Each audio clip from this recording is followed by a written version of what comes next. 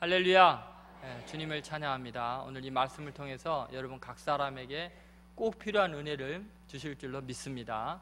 오늘 말씀의 제목은 하나님의 영에 감동된 사람이란 제목입니다. 스타벅스의 회장인 하워드 슐츠가 이런 말을 했습니다. 불행은 누구에게나 공평하게 오지만 행운은 준비된 자에게만 온다. 그러니까 이 행운은 준비된 사람에게 이루어진다, 이렇게 이야기합니다.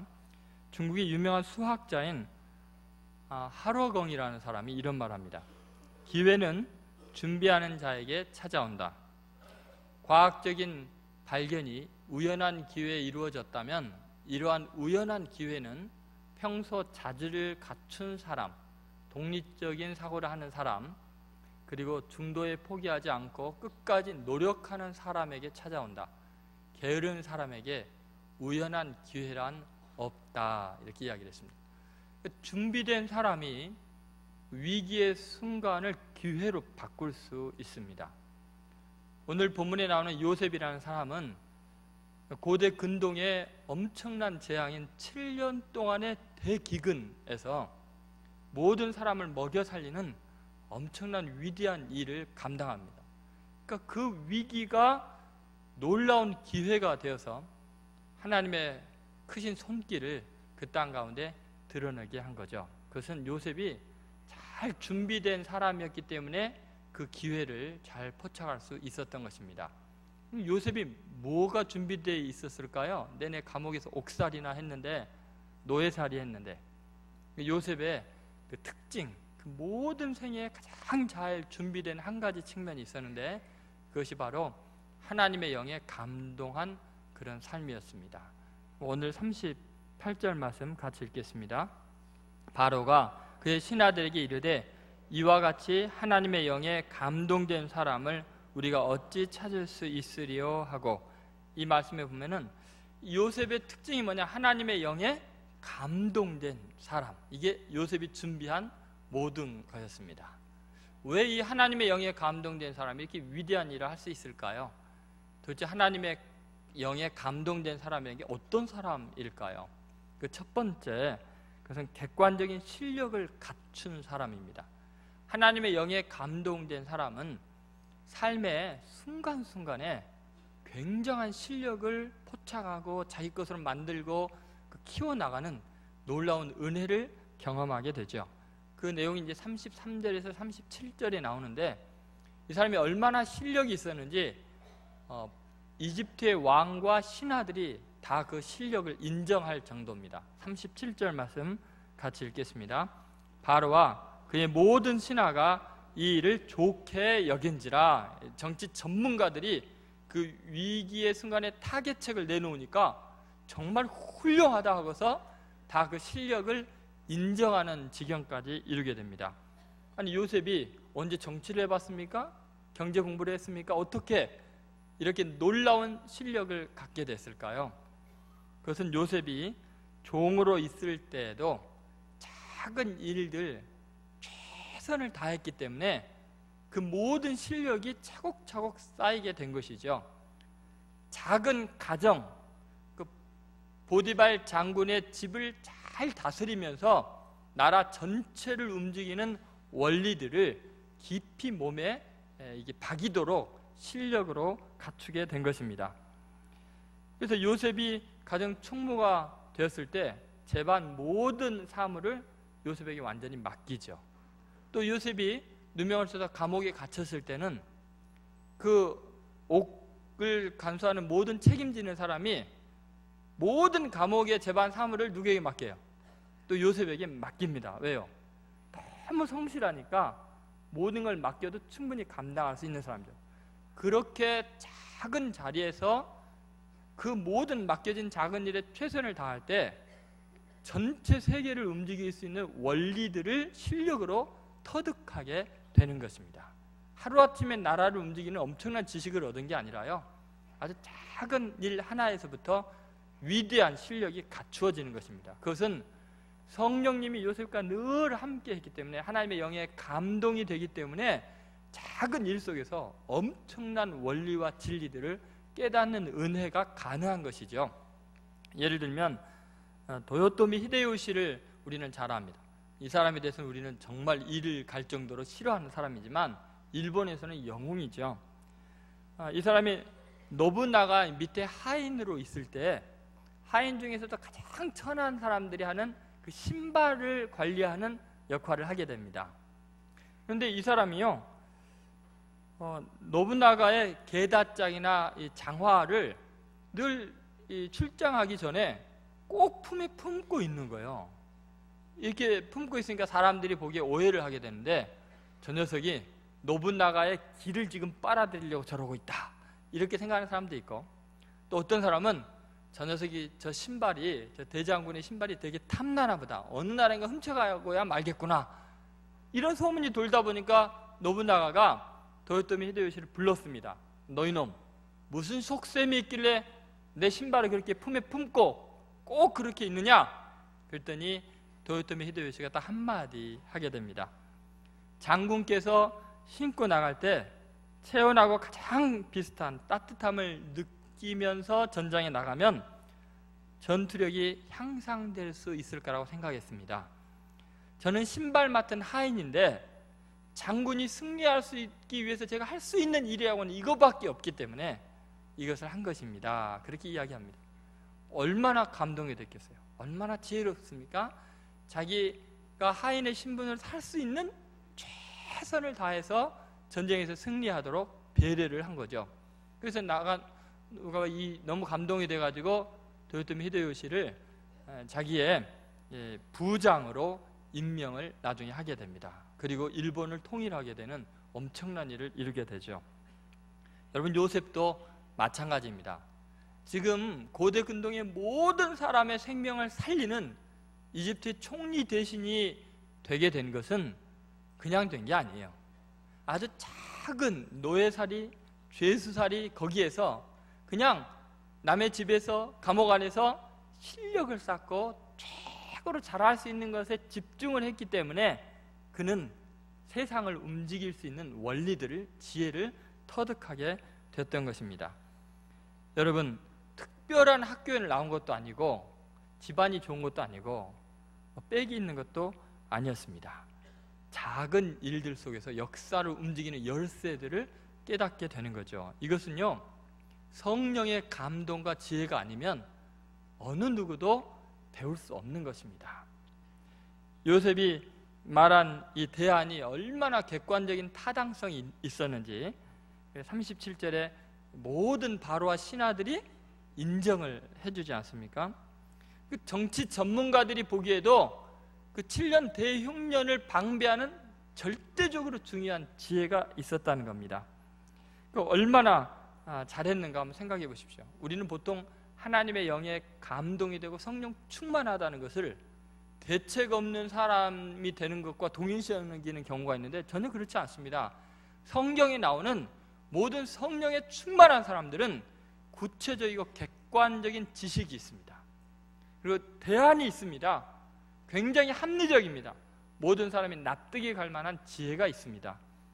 예를 들면은 오늘 본문의 33절을 보시면 정치적인 능력이 얼마나 탁월했는지 나오죠. 같이 한번 읽어보겠습니다. 이제 바로께서는 명철하고 지혜 있는 사람을 택하여 애굽 땅을 다스리게 하시고, 여기 보면은 애굽 땅을 다스리는 방법이 뭐냐면 명철하고 지혜 있는 인물을 택해라 그러잖아요. 정치적인 수완이 뛰어나다는 걸 알 수 있죠. 또 이 요셉의 경제적인 수완이 얼마나 뛰어난가 34절 35절 말씀에 나와 있습니다. 같이 읽겠습니다. 바로께서는 또 이같이 행하사 나라 안에 감독관을 두어 그 7해 풍년에 애굽 땅의 5분의 1을 거두되 그들로 장차올 풍년의 모든 곡물을 거두고 그 곡물을 바로의 손에 돌려 양식을 위하여 각 성읍에 쌓아두게 하소서. 지금 경제적인 유통의 흐름을 잘 알고 그걸 조절할 수 있는 엄청난 지혜를 보여주고 있는 거죠. 성령에 충만하다는 것은 경제학자들이나 할 수 있는 탁월한 방법들을 지금 제시하고 있는 것입니다. 그뿐만 아니라 역사적인 안목이 얼마나 뛰어난가 보여주는데 36절 읽겠습니다. 이와 같이 그 곡물을 이 땅에 저장하여 애굽 땅에 임할 7해 흉년에 대비하시면 땅이 이 흉년으로 말미암아 망하지 아니하리다. 미래를 대비하는, 그래서 현실에 무엇을 해야 될지 이 역사적인 안목이 아주 탁월한 것을 알 수 있죠. 여러분, 요셉이 하나님의 영에 감동된 사람이기 때문에 무대뽀로 그냥 무식하게 밀어붙이는 게 성령 충만이 아니라는 거예요. 정말 하나님의 영이 충만할 때는 자기가 맡은 분야에서 현실 문제 안에서 가장 탁월한 지혜와 지식과 권능을 드러내게 되어 있습니다. 여러분, 핸델 얼마나 성령 충만한 사람이었습니까? 바하도 마찬가지, 하이든도 마찬가지, 여러분 과학자들도 마찬가지입니다. 여러분 역사에서 뛰어난 또 문학가들도 마찬가지입니다. 도스토옙스키나 톨스토이나 다들 성령 충만한 사람이에요. 예술가는 마찬가지죠. 미술하는 사람, 미켈란젤로, 다빈치, 전부 다 주의 영에 사로잡힌 사람들이었습니다. 여러분, 우리가 성령으로 충만할 때 객관적인 실력을 그 주의 영으로 말미암아 충만하게 받는 줄로 믿으시기를 바랍니다. 스펄전은 15살에 회심한 다음에 자기가 나중에 설교가로 훈련되기를 준비했습니다. 그래서 철로 역정, 존 버년의 책을 100회 이상을 읽게 됩니다. 여러분, 철로 역정이 얼마나 많은 비유와 굉장히 중요한 수사학적인 기법들이 있습니까? 은유법이 얼마나 탁월합니까? 그러니까 여러분, 스펄전의 설교를 보면 기가 막힌 수사법이 나옵니다. 엄청난 비유와 은유들이 나옵니다. 그것은 잘 준비되었기 때문에 가능한 거죠. 그래서 20세에 벌써 설교를 시작하고 27살에 메트로폴리탄 교회를 세울 정도로 탁월한 설교자가 됩니다. 칼빈도 마찬가지입니다. 하루아침에 기독교 강요를 쓴 게 아닙니다. 27살에 쓰게 됐는데 이미 청소년 시절부터 헬라어와 히브리어에 능통한 사람이 되었습니다. 또 허드슨 테일러는 중국 선교에 있어서 아주 획기적인 기여를 한 사람 아닙니까? 그 사람은 15살에 회심한 이후에 중국에 대한 선교 비전을 품고 늘 그것을 꿈꾸고 생각하고 훈련합니다. 그래서 중국 선교를 하려면은 중국 사람의 음식을 먹어야 된다 생각해서 서양에 살면서도 중국식의 음식을 자기가 일부러 먹고요, 침대에서 자지 않고 딱딱한 마루에서 자면서 청소년 시절을 보내면서 준비를 했던 거죠. 여러분, 하나님의 영의 감동을 받는 것은 대책 없는 사람이 되는 게 아니라 자기 분야에서 실력을 쌓게 됩니다. 하나님의 영이 감동한 사람은 그 시대를 책임지는 실력 있는, 능력 있는 사람이 되게 돼 있습니다. 신현암 씨가 쓴 책 중에 잉잉 윈윈이라는 책이 있습니다. 무슨 말이냐면 회사에서 잉잉거리지 말고 윈윈하는 사람이 되라, 이런 뜻이죠. 근데 이 책에 보면은 그런 내용이 나옵니다. 연봉 1억 원 정도는 돼야 골든칼라라는 말을 듣게 되는데, 어떤 사람은 18억을 받잖아요. 윤윤수 사장이 쓴 내가 연봉 18억을 받는 이유라는 책도 있지 않습니까? 뭐 어떤 사람은요 엄청난 것을 받습니다. 연봉 10만 달러, 인센티브 10만 달러, 스톡 옵션 10만 달러, 굉장한 그런 인재로 인정을 받고 회사에서 이런 사람 놓치지 않으려고 거금을 투자하게 됩니다. 그림에 떡 같겠지만 실제 현실 속에서 이런 일이 계속 진행이 되고 있습니다. 예를 들면 대부분의 글로벌 기업에서요 5대 95라는 원칙이 있답니다. 이게 무슨 말이냐면 임원진의 5%가 95%는 나머지 사람들보다 연봉이 많은데 실제로 꼭 붙들고 싶은 사람, 어떤 대가를 치더라도 듣고 싶은 사람은 이 5%라는 거예요. 나머지 95%는 있으나 마나 하고요, 나중에 보니까 이 5%가 95%를 다 먹여 살리고 그 회사 전체를 살리는 그런 역할을 한다는 거죠. 여러분, 하나님의 영이 감동된 사람은 이렇게 실력을 갖춰서 아무리 연봉을 많이 줘도 붙들고 싶은 사람이 되게 합니다. 오늘 요셉을 보면요, 바로 왕이 얼마나 요셉의 실력을 인정했던지요, 놀랍게도 자기의 인장 반지까지 빼주고 그냥 귀한 옷을 입히고 버금술에 태우고 모든 걸 다 줘서라도 요셉 붙잡으려고 애를 씁니다.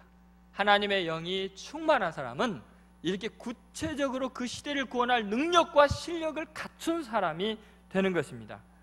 여러분, 하나님의 사람들은 자리를 탐하지 아니하고 실력을 키우는데 애쓰게 되어 있습니다.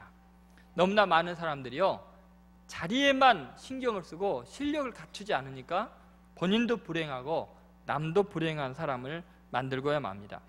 다른 사람이 나를 어떻게 대해주느냐에 관심을 기울이지 말고 내가 어떻게 다른 사람을 섬길 수 있는 실력 있는 사람이 될까에 관심을 기울여야 합니다. 오히려 두려워해야 될 것은 나는 능력이 부족한데 나를 대단한 사람으로 착각할까 봐 고민해야 됩니다. 여러분, 감당할 수 없는 자리에 앉게 되면 그때부터 병이 나고 신경이 예민해지고 고민으로 불행하게 됩니다. 타인도 본인도 다 고통을 당하게 됩니다. 지도자의 자리에 오르려면 그 자리에 걸맞는 실력이 있어야 되는데 그것은 일상 속에서 성령 충만할 때 작은 일 속에서 엄청난 능력을 키우게 되는 것입니다. 여러분, 사람들이 나를 어떻게 대하느냐 그게 중요한 게 아니고 내가 얼마나 준비된 하나님의 영에 감동된 사람이 되는가, 그것이 더 중요한 줄로 믿습니다. 여러분, 꼭 여러분의 삶 속에서 하나님의 영으로 충만해서 일상 속에서 하나님의 능력에 붙들리게 되기를 바랍니다. 로버트 머레이 매첸이라는 사람이 이런 말을 했습니다. 하나님께 쓰임받는 일꾼들은 하나님의 손에 붙들린 무서운 무기들이다, 그렇게 말했습니다. 여러분, 하나님의 영에 사로잡힌 사람은 하나님의 무기가 되는 것입니다. 하나님의 영에 감동됨으로 말미암아 이 시대를 구원하는 실력을 갖춘, 일상 속에서 그 실력을 키워나가는 성령 충만한 성도들 되시기를 주의 이름으로 소원합니다. 두 번째, 하나님의 영에 감동된 사람의 특징은 영성이 깊은 사람입니다. 이 영성이 깊다는 것은 하나님과의 친밀도가 깊다는 것을 의미합니다. 하나님과 아주 가까운 사람, 그것이 하나님의 영에 감동된 사람의 특징이죠. 38절, 39절에 나와 있는데 같이 읽어보겠습니다. 시작. 바로가 그의 신하들에게 이르되 이와 같이 하나님의 영에 감동된 사람을 우리가 어찌 찾을 수 있으려 하고 요셉에게 이르되 하나님이 이 모든 것을 내게 보이셨으니 너와 같이 명철하고 지혜 있는 자가 없도다. 여러분, 이 말씀을 잘 보면요, 바로는 하나님을 믿지 않는 사람이잖아요. 그런데 어떻게 이와 같이 하나님의 영에 감동된 사람을 어디서 찾게 됐냐라고 말할 수 있을까요? 또 하나님께서 이 모든 것을 내게 보이셨으니 라는 이런 말을 어떻게 바로가 할 수 있을까요? 하나님을 봤을까요, 바로가? 여러분, 바로가 이렇게 말할 수밖에 없는 이유가 있는데 그것은 요셉이 바로를 만났을 때 입만 뻥끗하면 하나님 자랑을 했거든요. 하나님 이야기를 했거든요. 얼마나 철저하게 하나님을 시야에서 하나님으로 마치는지 대화마다 하나님에 대한 언급이 요셉에서 계속 나옵니다. 얼마나 하나님과 가까운 사람인지, 하나님의 영으로 충만하니까 그냥 건드리면 하나님 이야기가 나오는 거죠. 예를 들면 오늘 16절 말씀 한번 같이 읽어보겠습니다. 요셉이 바로에게 대답하여 이르되 내가 아니라 하나님께서 바로에게 편안한 대답을 하시리라. 대답하라 그러니까 내가 대답할 게 아니라 하나님이 하실 겁니다, 그러죠. 25절 말씀 같이 읽겠습니다. 요셉이 바로에게 아뢰되 바로의 꿈은 하나라. 하나님이 그가 하실 일을 바로에게 보이심이니라. 여러분, 여기도 보면 바로가 꿈꾸는데 하나님이 하실 일을 바로에게 보인 겁니다. 우연히 꾼 꿈이 아니라는 거죠. 그리고 32절에도 이렇게 말합니다. 바로께서 꿈을 2번 겹쳐 꾸신 것은 하나님이 이 일을 정하셨습니다. 하나님이 속히 행하시리니. 아니, 지금 바로가요, 믿는 사람도 아닌데 요셉이 한마디 한마디 할 때마다 하나님이 하신 겁니다. 하나님께서 계획하신 것입니다. 하나님이 이루실 것입니다. 그러니 바로가 요셉을 볼 때 얼마나 하나님과 가까운 사람인가, 하나님이 다 너에게 계시해 주었구나, 이렇게 말할 수밖에 없는 것입니다. 여러분, 성령 충만한 사람은 바로 이렇게 하나님을 친근히 하는 사람입니다. 누구 앞에서든지 하나님을 자랑하는 사람입니다. 이런 사람이 하나님의 영에 감동된 사람입니다. 내가 이렇게 하나님을 높이면 하나님이 반드시 우리 자신을 높여주게 되어 있습니다. 만약 어떤 사람이요, 능력이 있고 지혜가 있고 권력과 금력이 있는데 하나님의 영으로 충만하지 않으면 반드시 세상에 재앙이 됩니다. 참 무서운 이야기입니다. 여러분, 그 능력 때문에 교만해집니다. 그 물질 때문에 많은 사람을 멸시하게 됩니다. 하나님의 영이 충만하지 않으면 자기 이기적인 욕망 때문에 반드시 자기도 망치고 주위 사람도 망치게 되어 있습니다. 여러분, 초기에는 순수할 수 있습니다. 그러나 인간의 이기심과 이 죄악의 본성이 가만히 두지를 않습니다. 사탄의 밥이 될 때는 차라리 무식한 게 낫고 권력이 없는 게 낫고 돈이 없는 게 낫지요. 여러분, 악한 영이 그 힘 있는 사람은 가만히 두지 않습니다. 하나님의 영이 충만하지 않으면 우리가 소유하고 능력이 있는 것이 재앙으로 바뀌게 되어 있습니다. 여러분, 히틀러라든지 이 세상에 많은 악을 행한 사람들의 특징을 보면은 능력이 없는 게 아니에요. 권력이 없는 게 아니에요. 하나님의 영에게서 멀어질 때 사람은 형편없이 망가지게 되고 주위 사람들을 다 무너뜨리게 됩니다. 여러분, 인간이요, 그렇게 의지력이 대단하지도 못하고요, 인격이 고매하지도 못합니다. 순간적인 유혹에 모든 것을 망칠 수 있고 순간적인 감정 때문에 지독한 악을 행할 수 있는 것이 인간입니다. 그렇기 때문에 늘 하나님의 영에 감동된 상태가 일상이 되지 않으면 언제든지 무너지게 되어 있는 거죠. 알렉산더 솔제니치는 아실 것입니다. 2008년에 타계한 분이죠. 러시아의 반체제 인권운동가이고 역사가이고 소설가입니다. 이분이 쓴 책이 이반 데니소비치의 하루, 그 다음에 안병동, 이런 유명한 작품이죠. 노벨 문학상을 받았고 템플턴상을 받고 러시아 예술가들이 가장 받고 싶어하는 러시아 국가문화공로상을 받은 사람입니다. 이분이 템플턴상을 받을 때 굉장히 의미 있는 이야기를 했습니다. 그분이 한 이야기는 그렇습니다. 그분이 50여 년 전에 어렸을 때 러시아가 너무너무나 위기 가운데 있을 때 많은 어른들이 모여서 하는 이야기를 들은 거예요. 근데 그분들이 공통적으로 하는 이야기가 뭐냐면 사람들이 하나님을 잊어버렸어. 그래서 이 모든 일들이 일어나게 된 거야. 그날 이후부터 근 반세기 동안의 혁명이 진행이 되어 왔습니다. 그 과정에서 수많은 책을 솔제니치가 읽게 되고 숱한 사람들의 증언을 듣게 되고 이 격변의 세월 동안에 엄청난 역사의 상처를 치유하기 위해서 8권의 부류의 명장을 쓰게 됩니다. 그렇지만 무려 6천만 명이 학살당하는 엄청난 재앙을 경험하게 되고 그 세상에 유토피아를 만들겠다는 그 혁명이 완전히 실패로 끝나는 것을 목도하게 됩니다.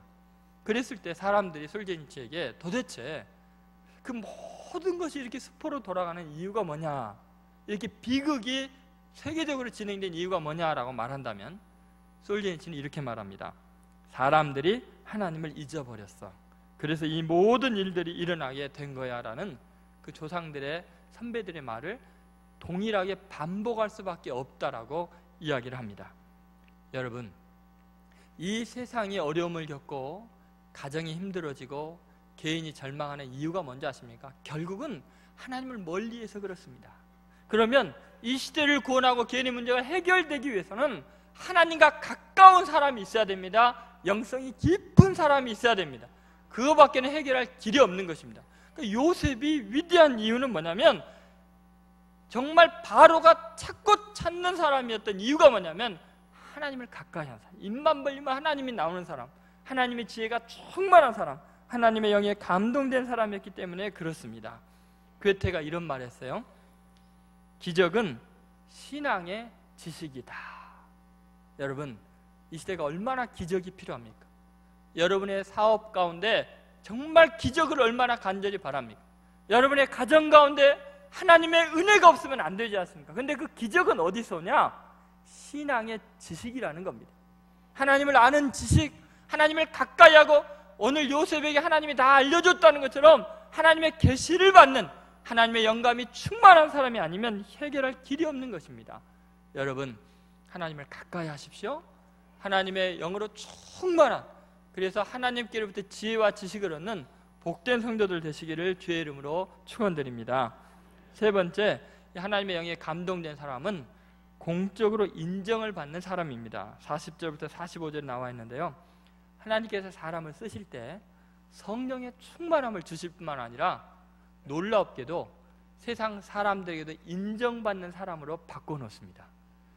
그의 영성과 실력에 걸맞는 세상적인 지위와 명예를 반드시 허락해서 공적으로 인정받게 해서 높은 자리에 세워서 하나님의 일을 하게 하십니다. 이것이 놀라운 은혜입니다. 요셉을 보시면 40절, 44절에 보면 실권을 다 얻게 해주십니다. 40절 같이 읽어보겠습니다. 너는 내 집을 다스리라. 내 백성이 다 내 명령에 복종하리니 내가 너보다 높은 것은 내 왕자뿐이라. 그러니까 바로의 실권이 누구에게 넘어가요? 하나님의 영이 충만한 요셉에게로 넘어갑니다. 자, 44절 같이 읽겠습니다. 바로가 요셉에게 이르되 나는 바로라. 애굽 온 땅에서 내 허락이 없이는 수족을 놀릴 자가 없으리라 하고, 그 모든 권한이 요셉에게 넘어가서 애굽 온 땅의 모든 사람이 요셉의 말 없이는 수족을 놀리지 못할 정도로 실권을 하나님이 주십니다. 여러분, 영권이 들어가면 실권이 들어갈 줄로 믿습니다. 그런데 그에 걸맞는 명예와 함께 반드시 직위와 직분을 주십니다. 41절에서 43절 같이 읽겠습니다. 바로가 또 요셉에게 이르되 내가 너를 애굽 온 땅에 총리가 되게 하노라 하고 자기의 인장 반지를 빼어 요셉의 손에 끼우고 그에게 세마포 옷을 입히고 금사슬을 목에 걸고 자기에게 있는 버금술에 그를 태우매 무리가 그의 앞에서 소리 지르기를 엎드리라 하더라. 바로가 그에게 애굽 전국을 총리로 다스리게 하였더라. 시대를 구원할 사람에게 하나님은 그에 걸맞는 직분과 직위를 반드시 주십니다. 다시 말해서 하나님은 세상의 질서를 무시하는 게 아니라 그걸 활용하십니다. 하나님의 영이 충만해지면, 준비가 잘 되면, 때가 되면 하나님이 반드시 높이셔서 위대한 일을 할 수 있는 권한과 직위를 주시고 영광을 다 허락해 주게 되어 있습니다. 흔히요, 사람이 성령이 충만해질 때 나타나는 잘못된 증상이 뭐냐면, 악령 충만이든지 성령 충만으로 착각하는 이유가 뭐냐면 아나무인이 됩니다. 위도 없고 아래도 없습니다. 아무도 인정하지 않는데 혼자 성령 충만하고 혼자 계시받았다고 지리산에서 받았는지 어느 산속에서 받았는지 모르지만 그건 성령 충만이 아닙니다. 하나님은요, 요셉 어렸을 때 성령 충만하게 했지만 언제 쓰세요? 애굽의 총리 대신을 딱 높여놓고 정당한 자리에 앉혀놓고 그를 위대하게 쓰십니다. 여러분, 역사의 위대한 인물들을 가만히 보세요. 하나님이 은혜 주셨다고, 성령 주셨다고, 실력 있다고 아무 때나 나서서 사람 무시하고 무례하게 행하지 않습니다. 겸손하게 기다립니다. 그래서 33절에 보면 요셉이 정말 훌륭한 인물을 쓰십시오라고 말을 하지 내가 그 일을 하겠습니다 말하지 않습니다. 33절 같이 읽어보겠습니다. 이제 바로께서는 명철하고 지혜 있는 사람을 택하여 애굽 땅을 다스리게 하시고, 이렇게 이야기하잖아요. 나 쓰십시오 안 그랬어요. 그런데 바로가 바로 너다라고 이야기를 하고 있습니다. 여러분, 가만히 생각해 보면 하나님의 은혜가 충만한 사람, 성령 충만한 사람은 질서를 소중하게 여깁니다. 사회의 제도를 귀하게 여깁니다. 하나님이 주신 권위에 복종할 줄 알고 하나님이 세워줄 때 그때부터 자기에게 주신 권한 안에서 일하는 거지, 자기에게 조금 지혜가 있다고, 권위가 있다고, 권력이 있다고, 돈이 있다고 무례하게 행하지 않습니다. 그래서 여러분, 성령 충만한 사람 보면 대단히 인격적입니다.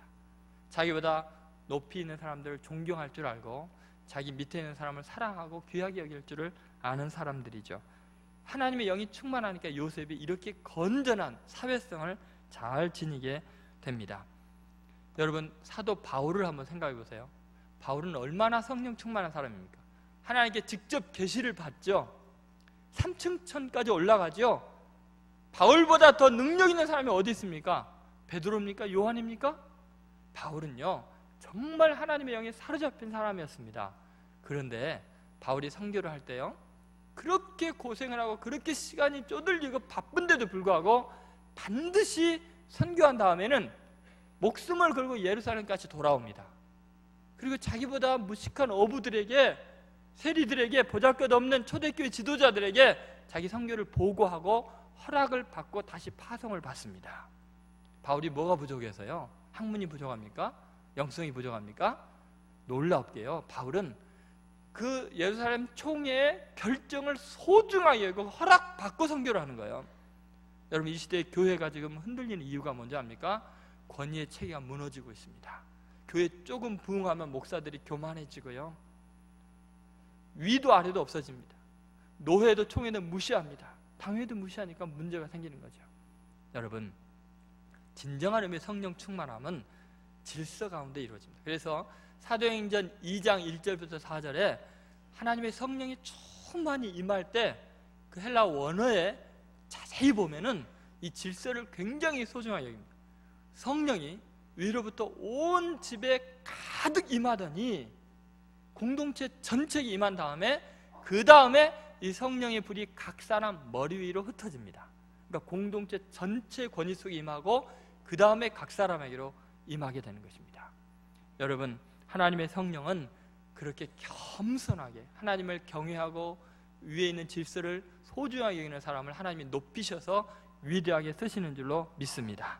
잠언 22장 4절에도 이런 진리의 말씀을 분명히 합니다. 겸손과 여호와를 경외함의 보상은 재물과 영광과 생명이니라. 여기 보니까 겸손이 있잖아요. 그리고 하나님을 경외하는 그 보상이 재물과 영광과 생명이라 했습니다. 이사야서 52장 13절에 보면 보라, 내 종이 형통하리니 받들어 높이 들려서 지극히 존귀하게 되리라. 하나님의 종인 사람이 지극히 높여져서 쓰임을 받게 된다는 것입니다. 여러분, 요셉이 그래서 그렇게 높여질 수 있었던 거죠. 하나님의 영이 충만하니까 하나님이 높여서 그 지위와 권한과 그 모든 부를 통해서 그 시대의 모든 사람을 구원하는 위대한 사람이 된 것입니다. 여러분, 이상으로 볼 때 요셉의 지난날의 고난을 한번 가만히 생각해 보십시오.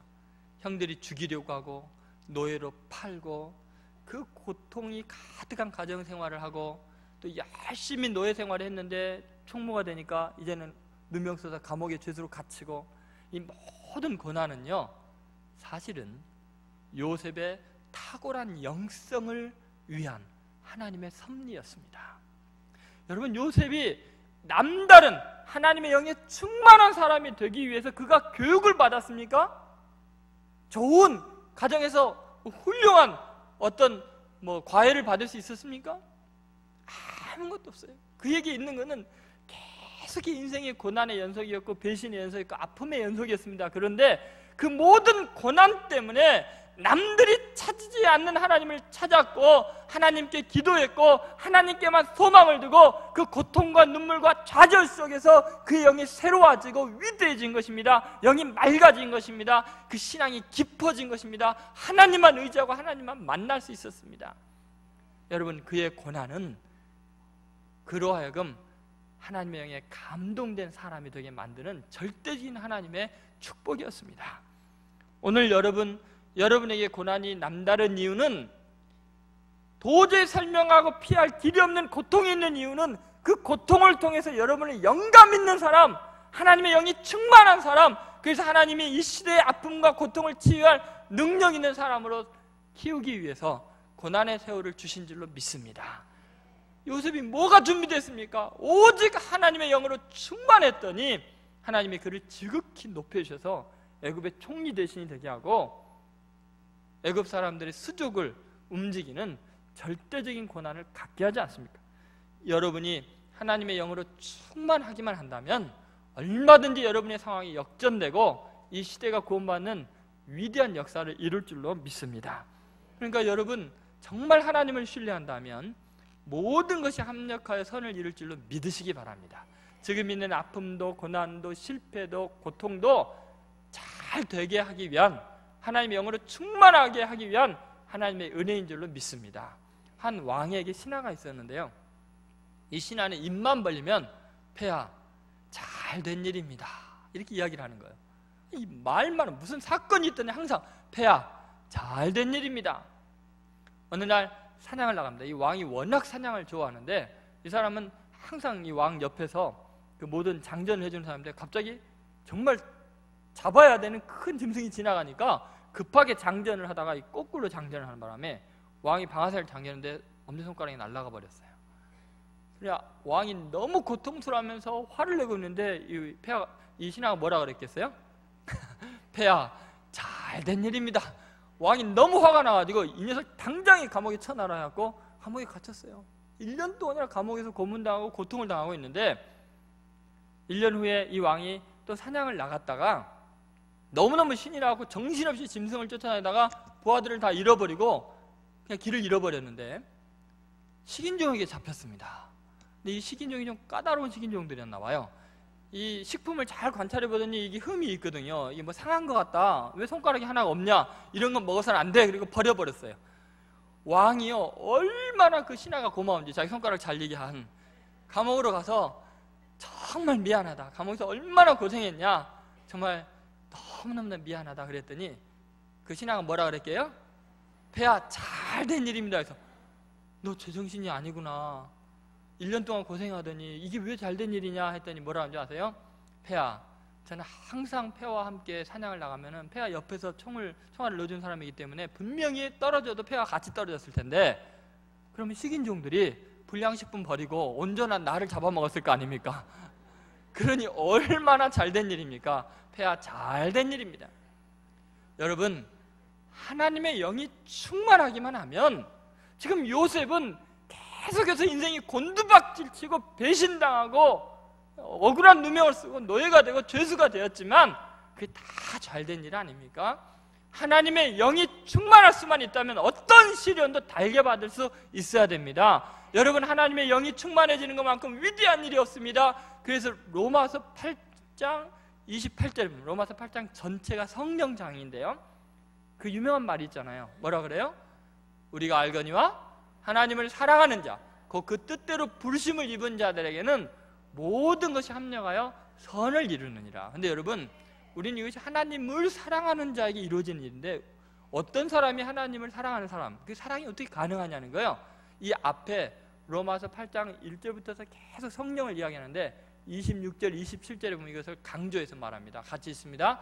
이와 같이 성령도 우리의 연약함을 도우시나니 우리가 마땅히 기도할 바를 알지 못하나 오직 성령의 말할 수 없는 탄식으로 우리를 위하여 친히 간구하시느니라. 27절에도 보면요, 그 성령이 하나님의 생각을 아시기 때문에 하나님의 뜻대로 성령을 위해서, 성도를 위해서 간구하시나 하거든요. 다시 말해서 성령이 충만한 사람, 어떻게 기도할 바를 알지 못하고 고통 가운데 있지만 하나님의 영에 감동된 사람에게는 하나님을 사랑하는 마음이 생기고, 그 고난 때문에 하나님의 영이 충만해서 모든 것을 합력하여 선을 이루는 위대한 역사가 일어날 줄로 믿습니다.